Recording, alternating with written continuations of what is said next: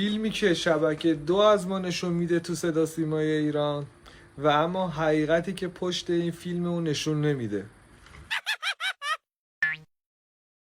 آخر برنامه دوباره یه سر برگردیم آلمان، این ویدئوی طنز رو که هموطن اون از آلمان ساخته ببینیم و دیگه خداحافظی کنیم. بچه‌م داره به یورو پول در میاره تو آلمان. بچه‌ش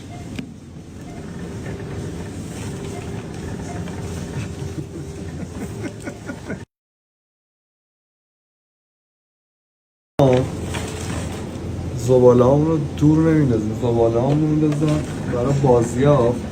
یه فرهنگیه که از بازیافت داره حمایت میکنه و برای هر زباله 25 سنت هم بیا اینجا بگی 25 سنت هم بهمون میده. مثلا الان 75 سنت که نمیندازی میشه 1 یورو. 100,000 تومان مبلغ نقد کشور جمهوری اسلامی ایران. این یه فرهنگه که باعث میشه که از محیط زیست حفاظت کنه. خواهش میکنم این ویدیو رو استوری کن تا برسه به دست اونی که ویدیوی ما رو گذاشته تو شبکه 2.